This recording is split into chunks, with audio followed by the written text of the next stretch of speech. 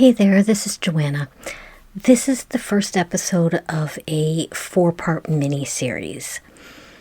The first 2 episodes, Navigating Holiday Firsts and Supporting Someone Who's Grieving, will be 2 slightly shorter episodes that will both be released separately this week, followed by Creating Your Own Meaningful Rituals and more on handling the holidays, because let's face it, that's a weighty topic, on the following 2 Mondays.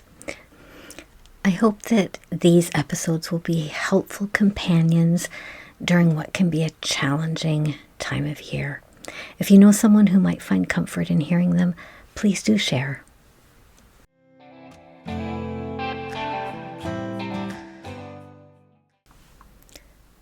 You hoped, you prayed, you ripped the month of December out of your calendar and burned it. And in spite of your best efforts to eradicate the damn month before it ever arrived, the holiday season is coming anyway. Good job trying. Been there, done that. But unfortunately, time halts for no man or woman, and it marched right up to December, whether you like it or not. Whether this is your first holiday season without your person, or you're a few years in and still find this time of year challenging, you are not alone.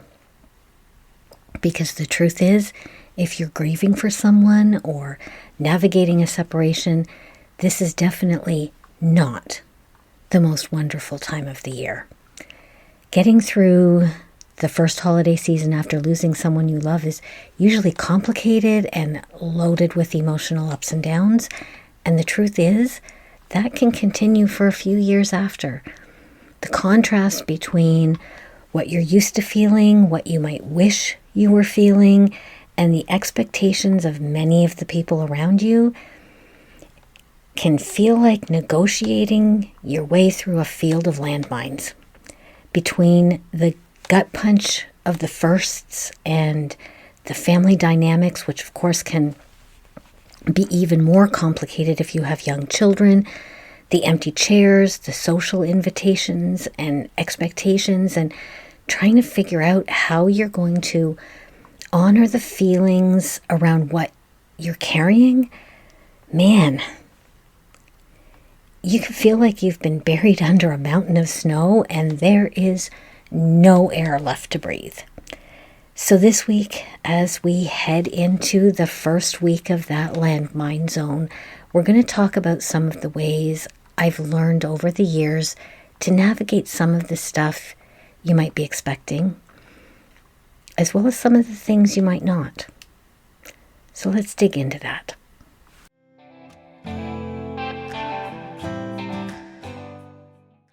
You know how life throws us curveballs? Nobody gets through this journey of life without a few storms. Welcome to Transformative Journeys. I'm your host, Johanna LaRue. Each week, I'll share my thoughts and insights and dig into strategies that can empower you to rediscover yourself, learn about transforming pain into power, building confidence to navigate life's challenges, and cultivating a life of meaning and joy. Join me on this journey of exploration and transformation.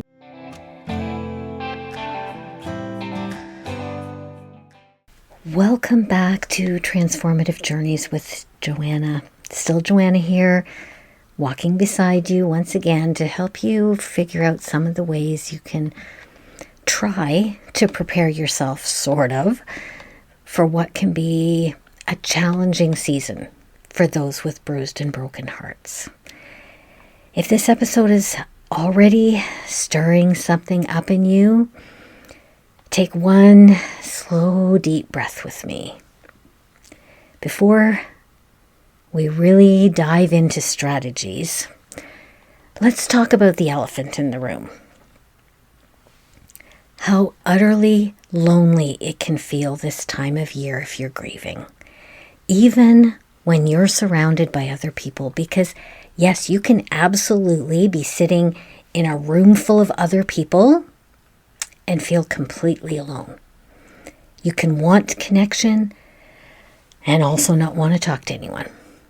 You can love your family and friends and still dread the gatherings two things can be true at the same time. The last thing we might want to do is plaster a smile on our face, which we do to try and make others comfortable in our presence, and head out into the cheerful holiday crowds, to the company Christmas party, or even family get-togethers when it's the first Christmas without your person, the first time your kids aren't with you. The traditions that used to feel so joyful seem empty and meaningless this year. Grief doesn't give us a hall pass during the holidays. In fact, they can feel like you've been given detention with the cruelest teacher in the school of hard knocks. Even when or if you think you're beginning to feel better, you might feel unexpected surges of sadness and pain and worry that you're moving backwards. You're not. You're on a journey that will have more than one unexpected twist and turn. So if you're not feeling festive, if you feel sometimes like you want to punch the next person who wishes you happy holidays right in the face, please don't, by the way. But I do know what it feels like to want to. And if you feel like you're going to throw up if you hear Jingle Bells one more time, this episode is to allow us to make space for that. The first and the most important thing I want to tell you is that there's no right or wrong way to feel. There's no right or wrong way to observe the holidays. And there's no hard and fast rule about how much time it will take you to acclimate to the holiday season again and figure out what traditions you might want to keep and which ones you might feel better ditching or replacing. Just like everyone grieves differently, how you're going to feel around the holidays will be individual to you too. The thing about the holidays, more than any other time of the year, is that everything screams holiday season. We're almost constantly bombarded by music, commercials, movies, holiday TV specials, and people who are feeling the joy of the season while we're in our bubble of pain, looking outside at them, either thinking, how is the world just out there behaving normally when mine has stopped? Or just thinking, when is this nightmare ride going to stop so I can get off? It's utterly exhausting to try and put on a mask and perform holiday cheer. To show up, to smile, to pretend to be okay enough that other people won't worry or won't be uncomfortable. Most of us are just wired to try to manage other people's feelings, to not upset them, to not make them worry, to try and make sure that they're happy. But we need to give ourselves the self-compassion to grieve, even during the holidays. And just because I always do, I'm going to throw a little bit of neuroscience in here. Grief overwhelms our brain and nervous system. When we're grieving, our prefrontal cortex, the part that takes care of making decisions, planning, managing our emotions, it's just plain offline most of the time when we're grieving.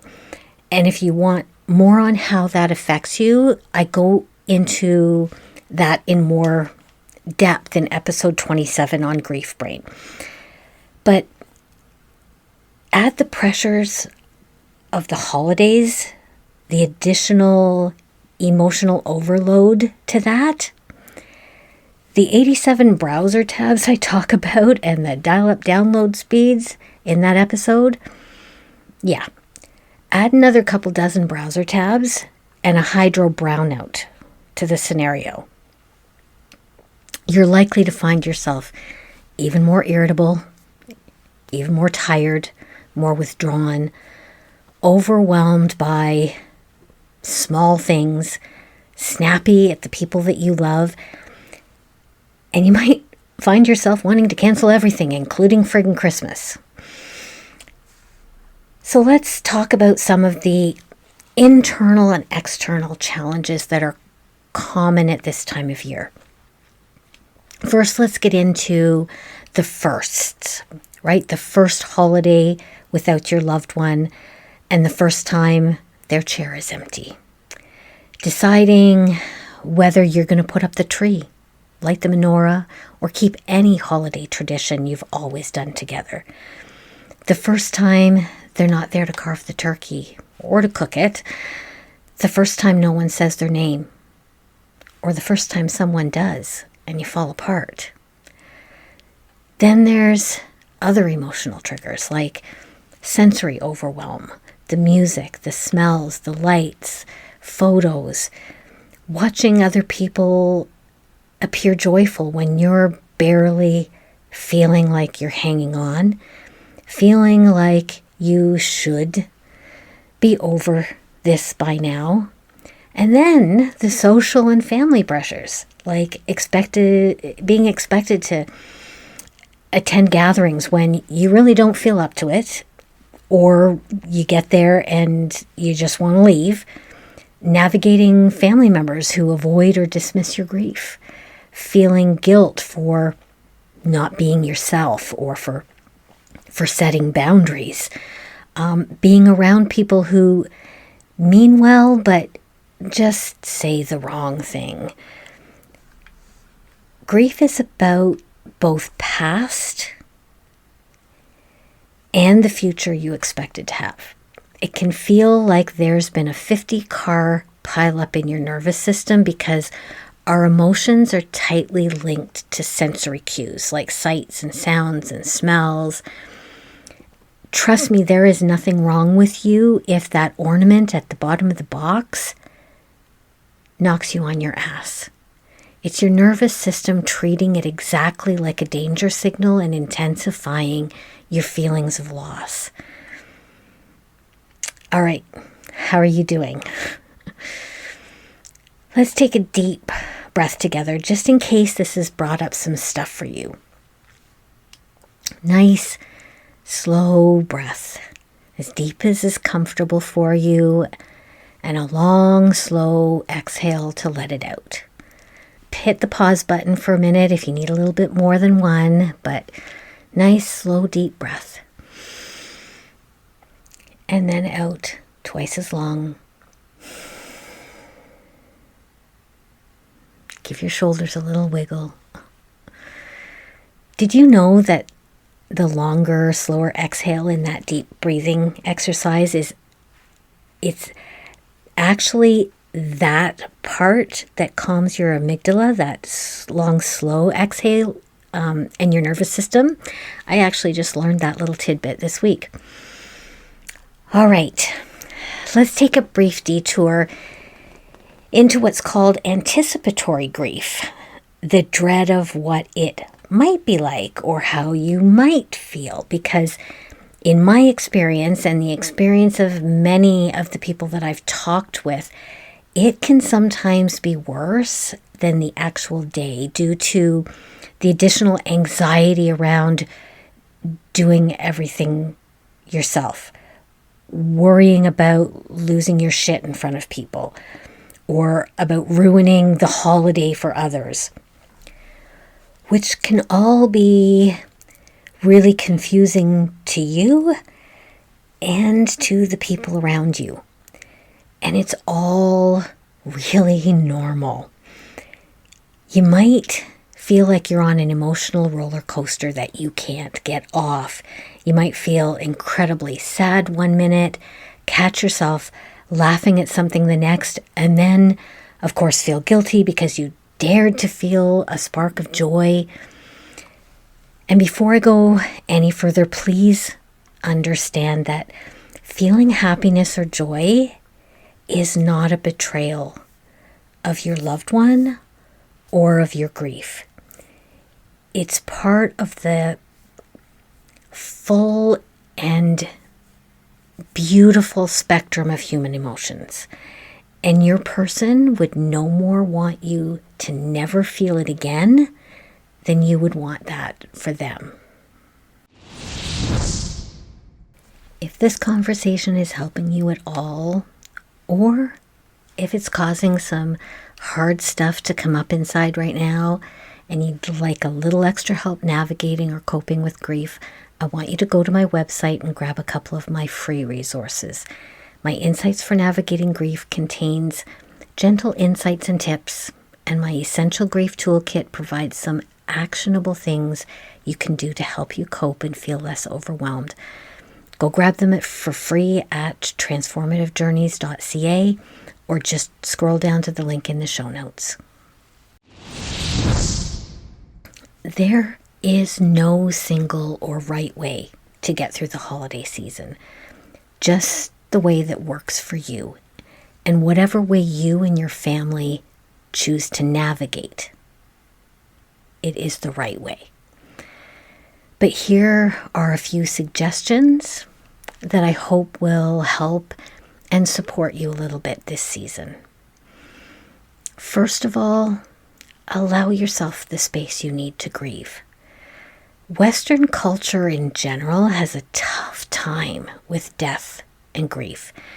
There's often pressure to get on with life and not dwell in sadness. And grief is normal, and you're not being fragile or needy by giving yourself permission to grieve. And I want you to acknowledge that the upcoming time might be really hard. Go ahead and say it out loud to yourself. Say, it's okay if I struggle over the next few weeks. And accept that it's okay to feel this way. Voicing it out loud takes you out of your limbic system and helps put you back in your prefrontal cortex. Try to identify your biggest emotional triggers. Is it a certain song or songs? Any specific traditions? Certain places or people? Sure, sometimes you just can't avoid them, but knowing what they are can make them easier to manage in the moment because you know that they're coming and you're not caught off guard by them. It's really important to set realistic expectations for yourself. Not up to doing the holiday baking this year?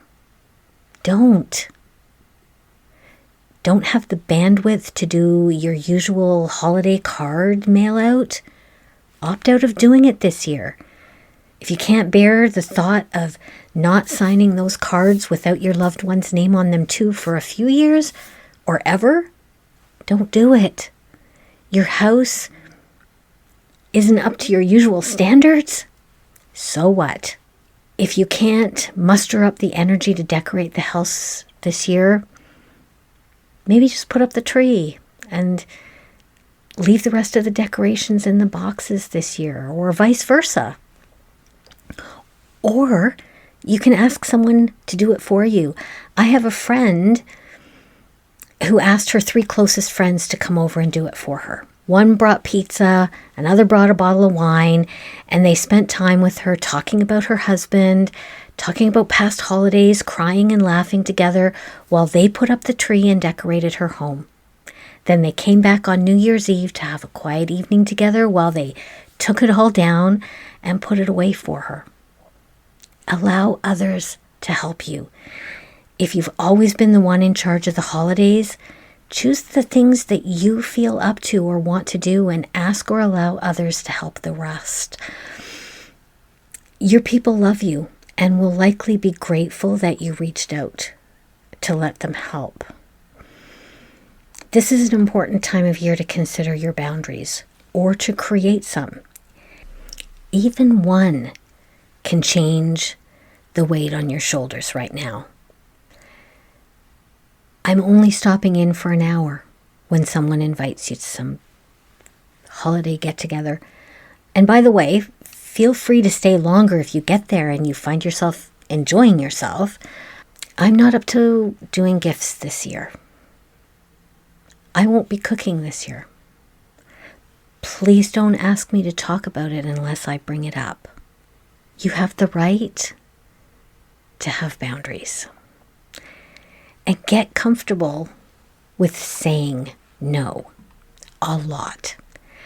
Some people will tell you that you need to get out more and be social to take your mind off things. You know what? That's bullshit. If the thought of being social makes you break out in a sweat and your stomach starts swirling, why on earth would you choose to do that on top of everything else? No is a complete sentence. But if you feel, you need to say more, no thank you, that's more than enough. You can also choose to attend the ones that do appeal to you if you feel up to it, and leave whenever you want. Have an exit plan prepared before you go.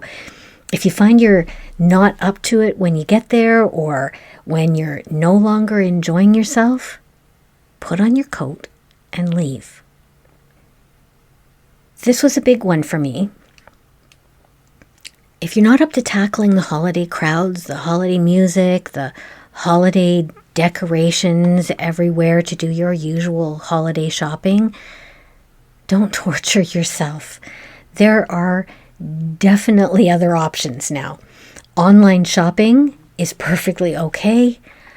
I didn't step into any store except the grocery store, the drugstore, and the back door of Sears where the order pickup area was the first Christmas after my son died. Bonus tip, most debit cards are now Visa debit type cards, but if they don't work on the online retailer that you want to order from and you don't have a credit card, go to the drugstore and buy a Visa, MasterCard, or store gift card at the grocery store and use it online. Or just go ahead and buy the gift cards for the people on your list. Everyone understands that you don't have the bandwidth to search for that perfect gift for them right now. And some people actually prefer gift cards. One of my daughters is one of those people. Anyways, have a sensory reset planned and ready.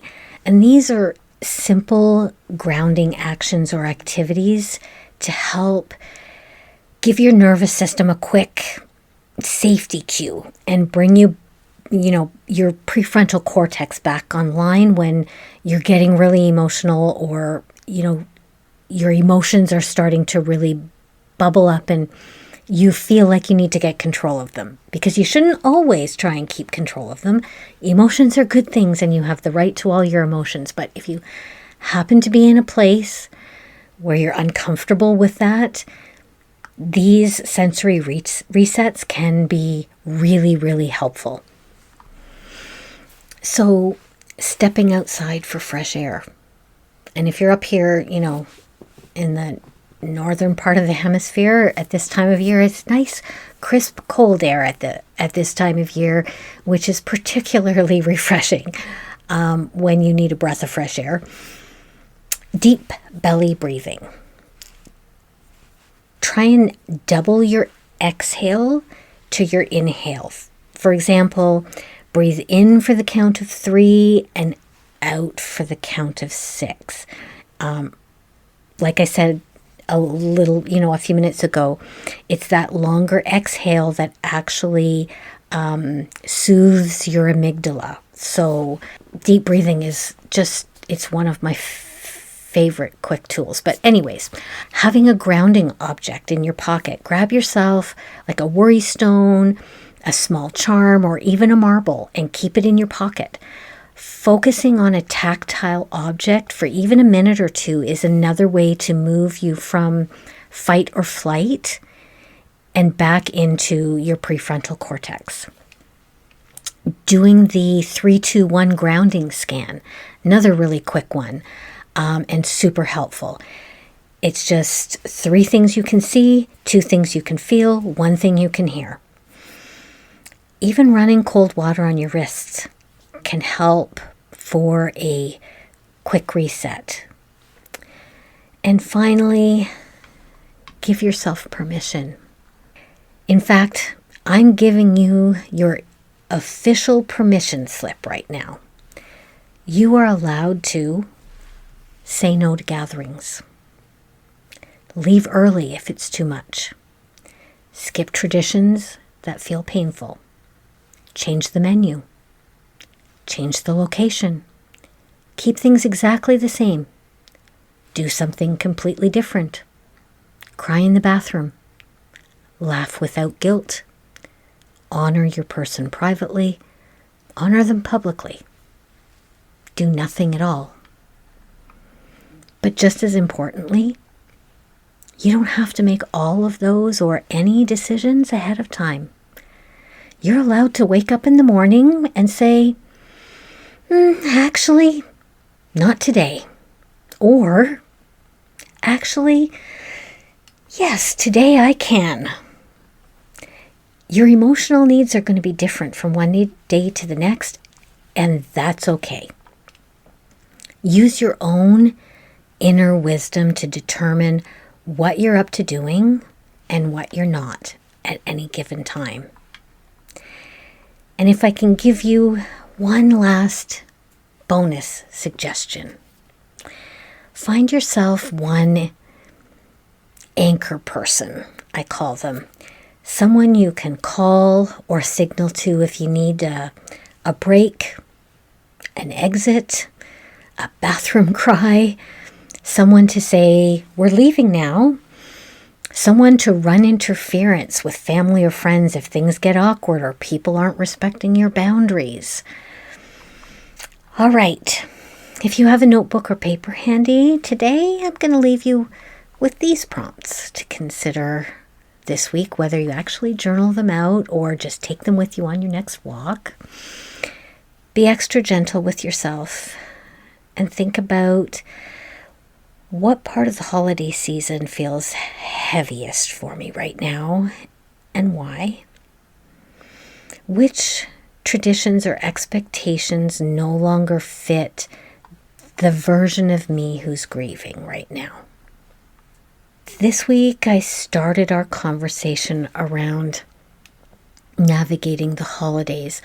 Over the next few weeks, we'll be talking about how to support someone who's grieving. Watch that coming out on Wednesday this week. Creating your own meaningful rituals and digging a little deeper into things that can help you navigate the holidays. As we wrap up, I want you to remember, although it might feel like you are some days, you are not fragile for finding this time of year hard. You're grieving, and grieving is hard work. And you're navigating a season that asks more of you emotionally than almost any other time of the year. And not everyone around you will understand that. There's no timeline for feeling okay again, and there's no right or wrong way to do December. There's only your way. And the way that you and your family choose to do the holidays is your choice. And that way, that's allowed to change year by year or even hour by hour. Thank you so much for being here with me today. Come say hi to me on Instagram at transformativejourneys.joanna or visit my website. Say hello there. If you've got an idea that you'd like to hear me talk about, leave me a message and you might see it in a future episode. And lastly, I know I say this all the time, but you know that hitting that subscribe button and tapping the bell icon or the like, whatever it is on your platform, helps my show get noticed, right? So I'm going to make you a deal. You tap it, and I'm going to keep dropping the best of what's in my heart and soul so we can keep learning together. Until the next episode, take a breath, take your time, and take care of yourself. This is Johanna reminding you that it doesn't matter if you fall. What matters is how well you bounce. This is Transformative Journeys. See you next time. Your support helps me keep creating free tools and honest conversations. Because let's be real, even when you love what you're doing, sometimes it takes a whole lot of metaphorical duct tape to hold it all together. If you'd like to toss a little love into the duct tape fund, you can now support the podcast at buymeacoffee.com. I'll put a link in the show notes.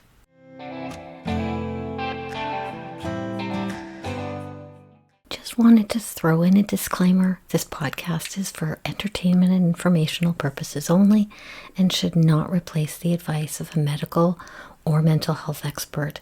I'm not a licensed counselor or a therapist, just a human with a mic and a story of growth and resilience. No degree, no fancy letters after my name. I'm a full-time student at the School of Hard Knocks, University of Life, where I figure I'll graduate when I take my last breath. In other words, I'm just Johanna, a fellow human being on my journey through this thing called life, and your concierge on this transformative journey.